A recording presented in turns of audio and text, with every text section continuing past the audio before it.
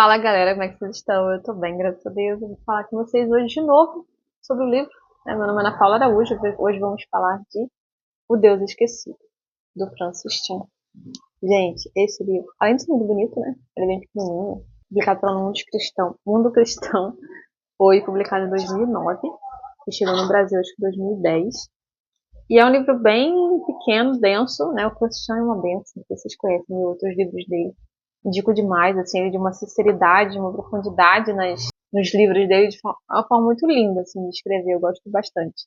Então aqui ele vem falar sobre o Deus esquecido, você já vendo essa pomba que você deve imaginar o que ele está falando, né? É sobre o Espírito Santo. Por que o Deus esquecido? A gente ouve falar muito sobre Deus, né? Deus é isso, Deus aquilo, Deus me livre. Aí fala sobre o Filho de Deus, né? Jesus, Natal, né? Principalmente a gente ouve muito isso, aquela coisa toda.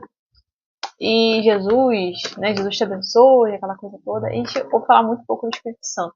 Então ele vem trazer, né, tipo, voltar, gente, olha só, tem um Deus aqui, tá vendo, entendeu? Vamos falar dele, vamos conversar sobre ele. Então o livro vem trazendo principalmente essa temática. E ele vem falando que existe um vazio estranho na igreja de Cristo hoje, a falta de alguma coisa. Sabe quando você chega ali, parece que tá faltando alguma coisa. É um vazio estranho, sabe? Podia ser melhor. E ele vem falando que a gente consegue fazer muita coisa sem o Espírito Santo. Né? Nós somos filhos de Deus, o Senhor nos deu muitas capacidades, muitos talentos, e é possível de criar muita coisa sem ele. O mundo tem muita coisa, né? De pessoas ímpias que não são cristãs. E é interessante, né? É legal de você ver e tudo mais. Só que o Senhor nos convida para ser discípulos dele, para depender do Espírito Santo, assim como ele dependeu quando estava na Terra. Jesus andava com o Senhor o tempo todo, ele mantinha um relacionamento com o Pai, dependia do Espírito Santo em tudo que ele fazia. Ele nos convida a fazer a mesma coisa também. E o autor fala também uma coisa muito interessante, que existe uma discrepância muito grande entre o que a gente sabe e o que a gente vive. Hoje a gente tem muito acesso, muita facilidade ao conhecimento com a internet, com acesso aos livros, né? O poder de compra melhorou muito e tudo mais. Então a gente tem muito acesso ao conhecimento em todas as áreas, para coisas boas, coisas ruins. A gente está falando aqui das coisas do reino, do céu. A gente conhece muita coisa teoricamente, mas e na prática? Né? A nossa vida tem evidenciado esse poder de Deus, esse conhecimento profundo que a gente tem no nosso intelecto, ou a gente só está aprendendo e não está praticando. Né? O quanto a gente está tendo fruto. Porque o Senhor nos convida a frutificar para o reino. Não a conhecer um monte de coisa, ter um monte de curso. Né? Não adianta nada. Ele olhar para uma árvore muito bonita, para uma figueira cheia de folha, e não ter fruto nenhum nela. E ele faz uma analogia, né, com a igreja primitiva. A igreja primitiva é um exemplo para a gente até hoje. A gente deseja viver essa realidade de novo, experimentar o que eles experimentaram. E é muito bonito a gente olhar isso. E só que comparando o que a gente tem hoje, tipo, cara, o nível de conhecimento teórico que a gente tem hoje é extremamente superior, sabe? Só que o nosso nível de dependência do Espírito Santo não tem nada a ver. E é o que eles tinham naquela época. Eles nem sabiam o que é Espírito Santo, né? Quando Jesus disse que ele iria, mas que o Espírito viria, o Consolador viria, eles, Senhor, não, mas o Senhor está aqui, porque a gente não precisa de mais nada, sabe? Quem é o Espírito Santo? Sabe? E quando ele via, sabe, e começam a conhecer ali, desfrutar da presença do Espírito, depender dele, coisas incríveis começam a acontecer e, né, continuam a acontecer ali, a mover a igreja ao crescimento do reino, ao estabelecimento do poder de Deus ali, as perseguições em cima, o pau quebrando, a confusão danada e muita coisa acontecendo, mas o reino crescendo, o evangelho sendo propagado a uma velocidade incrível. Por quê? Porque eles dependiam do Espírito de Deus. E a gente faz uma força surreal para evangelizar, para falar de Cristo, sabe? Na nossa força. Achando que é a nossa capacidade, a nossa inteligência, o nosso estudo que vai fazer as pessoas conhecerem Jesus. Não é isso. Sabe? A gente precisa copiar, não é desejar como se fosse uma mágica. Eles não viveram, a igreja primitiva não viveu tudo que eles viveram porque teve sorte, sabe? Foi porque eles dependeram de Deus, dependeram do Espírito Santo. Então eles viveram e desfrutaram de tudo isso. Se a gente fizer a mesma coisa, a gente vai desfrutar do que Deus pode fazer e muito mais, sabe? Do que foi feito no ano passado. Deus tem muito mais para fazer agora. Mas se a gente não faz isso, dependendo dele, a gente não tem como. Existe um caminho, só existe um caminho até Deus, é através de Cristo, através da comunhão com Ele. Não tem outra forma. A gente pode fazer na força do nosso braço, a gente pode fazer igreja para as pessoas ficarem confortáveis e alegres, mas elas não vão desfrutar do que Deus tem, do que Deus é de forma plena, enquanto elas não usarem o método do reino, né? A dependência do Espírito. Jesus enviou o Espírito Santo para nós, porque era necessário para nos ajudar, para nos fortalecer, para nos fazer lembrar das Escrituras, para derramar o amor de Deus no nosso coração. Como que a gente pode querer viver uma vida inútil, longe dele, sabe? Sendo que ele quer tanta coisa que ele quer fazer na nossa vida, através de nós, se a gente depender dele. Só que isso precisa trabalhar muito ego, orgulho, muita coisa aqui. Isso aí é assunto para outro vídeo. Mas enfim, o autor fala, né? Não é sobre você voltar à igreja primitiva, ser igual era antes. Não, o Senhor tem algo novo para fazer hoje. Não é copia e cola, entendeu? Sempre tem algo novo, sabe? Hoje ele pode fazer algo incrível. Daqui 5 anos, daqui um mês, algo mais incrível ainda, sabe? Da forma dele, de acordo com os planos dele, que são melhores. Ana, mas não foi assim. Deus não está restrito à sua vontade, à sua opinião. Cara, Deus é livre para fazer e a forma dele fazer sempre será muito superior e melhor do que a nossa. O Senhor é uma fonte inesgotável, sabe? A gente pode chegar e se saciar, mas a nossa dificuldade é se entregar a Ele. É abrir mão de quem a gente é, dos nossos... Não, porque tem que ser assim, tem que ser assado. Deus não faz dessa forma, Deus só faz dessa forma. Quem é você? Vaso. Para dizer o que Deus pode ou não fazer. Sabe? Ele está muito acima das suas preferências, das suas opiniões, da sua linha religiosa, da sua denominação. Sabe? Deus é tão grande, tão complexo. Enquanto eu estiver preso a esses padrões da nossa mente, da nossa cultura, a gente não vai desfrutar. A gente tem tanto para fazer, cara. Como foi desafiador para os apóstolos naquele tempo. As coisas que o Espírito Santo conduzia. Tá Pedro lá, tipo, Pedro, mata e come.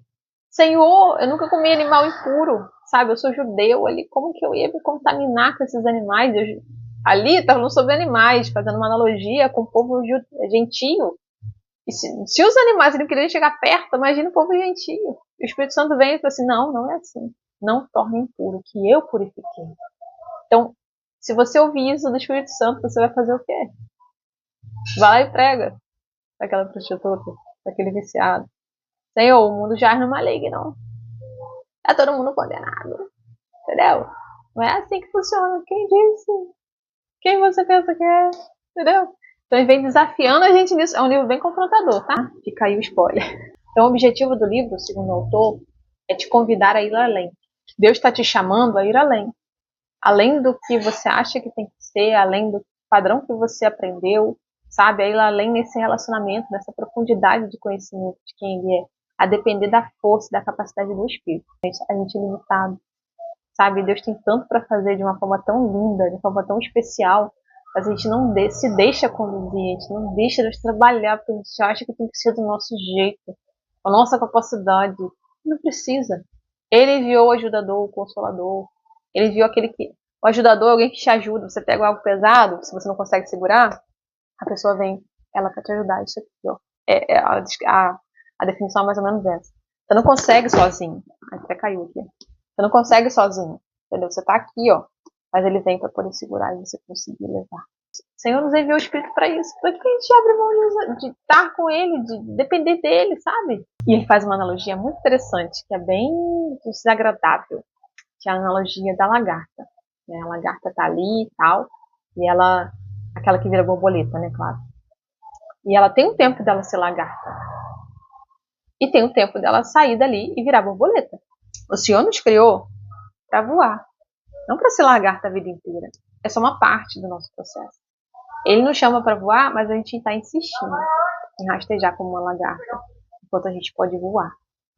Foi bem desagradável essa analogia que ele fez, mas é muito verdadeira, sabe? Enquanto a gente estiver achando que a gente vai conquistar as coisas a nosso esforço, a gente está apenas rastejando. Ah, não, mas já aconteceu tanta coisa, cara, você não tem ideia. Que pode acontecer se você depender dele. Você deixar ele fluir, fazer como ele quiser, sabe? O voo que você pode alçar, dependendo do Espírito Santo, é algo inimaginável. E ele fala, cara, o livro é muito denso assim. Ele tem 7 capítulos de propósito, né? Que simboliza o Espírito Santo. Então, tem um capítulo que fala sobre o medo que a gente tem, às vezes, de pedir a Deus. Então, a gente se conforma, não, tá tudo bem eu ser assim. tudo bem essa doença estar sim, tudo bem essa situação grave acontecer. Porque a gente tem dois medos. Uma é da gente orar e não acontecer. Ai, se eu orar, na mata dos outros, né? Uma coisa é você orar particular, outra coisa é você orar se eu curar. Imagina, isso não cura. E a vergonha, o que eu vou fazer? Mas Deus opera. Se ele vai curar ou não, aí é com ele. Ele nos convida a participar, a fazer o que ele nos guia a fazer. Agora, a forma que ele vai trabalhar, o poder que ele vai operar naquela situação, é problema dele, entendeu? Só que a gente está sempre preocupado com nós mesmos. E outra preocupação que a gente tem é Deus fazer. Só que para Deus fazer, eu vou ter que obedecer. Eu vou ter que me sujeitar aos métodos dele. E eu quero. Eu quero ir onde eu não estou com vontade. Eu quero orar para uma pessoa que eu não estou afim, que eu acho que não merece a minha oração. Então, tipo assim, existem dois extremos aí. Esse medo, ele muitas vezes paralisa. Esses dois medos, né? Muitas vezes paralisam a gente. E falando, só para finalizar esse assunto do medo, um dos grandes problemas de Deus fazer ou não está em Deus fazer ou não. Porque o problema está onde está a nossa fé. A nossa fé geralmente está na ação, sabe? Na demonstração para as pessoas do que vai acontecer ou não. A nossa fé não está nele. Porque quando a nossa fé está nele, não importa o que vai acontecer. Você confia nele, sabe? Jesus disse, se você crer, se você orar e crer, você pode mover um monte, uma montanha, sabe? Por quê? Porque sou eu que faço. É ele que opera. Se a gente depender e deixar ele conduzir, cara, ele vai fazer algo maravilhoso. A Ana não curou, a pessoa continua com câncer, continua doente. Quantas pessoas eu orei com câncer? Várias. Inclusive meu pai e uma grande amiga minha. Eles não estão mais aqui, já faleceram. Estão com Cristo. Então assim, Deus não curou o corpo deles. Mas o que Deus fez na alma deles, o que Deus operou no interior deles, foi tão profundo, tão tremendo. Eu pude presenciar, porque eram pessoas assim, extremamente próximas. Foi algo muito especial, foi muito melhor que ter curado o câncer. Poderia ter curado? Poderia, mas eu não quis. Por quê? Não sei. Não entendo, mas não importa. Eu não preciso entender, preciso obedecer. Só isso. E ele continua confrontando a gente, né? Ele perguntando, né? Por que a gente quer ser cheio do Espírito Santo? Por que a gente quer o avivamento? A gente clama tanto nas igrejas pentecostais. Por que a gente quer tanto o avivamento? Ser cheio do Espírito Santo? Porque as pessoas vejam o poder de Deus na nossa vida? A gente tem autoridade de mandar fogo do céu? Pra quê? Sabe? E ele vem, tipo assim, você quer mesmo se sujeitar ao Espírito Santo? Você quer que ele conduza a tua vida, ele faça o que ele quiser? Porque isso vai ser desagradável. Sim. Vai te confrontar sim. Vai levar você a lugares que você não quer sim. E você está disposto a abrir mão da sua vontade, do seu orgulho, do seu ego? Eu sinceramente não sei. Né? Tenho orado sobre isso também. Porque depender de Deus é isso. O Espírito Santo é isso. Deixar ele conduzir. Não importa o que quer, eu estou com vontade de fazer. O que ele quer. O que ele quer de mim hoje. O que ele quer fazer através da minha vida hoje. Sabe? Dar liberdade ao Senhor. Isso vai ser tão melhor. Que abrir mão da nossa vontade é desagradável na hora. É igual fazer academia, gente. Não tá afim. Entendeu? Você quer ficar em casa vendo televisão comendo. Entendeu? Mas você precisa ir. Então, pra você poder conseguir ir, é um sacrifício, né? Eu tenho que ir, eu tenho que fazer. Ainda mais naquele dia que você tá muito desanimado. Você pega e vai. Mas depois que tu vai, caraca, cara, ainda bem que valeu a pena, sabe? Então é semelhante, mas é muito melhor, lógico, né? E é muito mais muito, nem se compara, assim, isso é só uma analogia. É satisfatório você estar servindo a Deus. No início é difícil você abrir mão das coisas. Só que depois que você vai, que você experimenta, sabe? Tá servindo a Deus, fazendo a vontade dele, seguindo o propósito que ele tem pra sua vida, cara, isso é incrível e não tem preço. Não tem nada que se compare.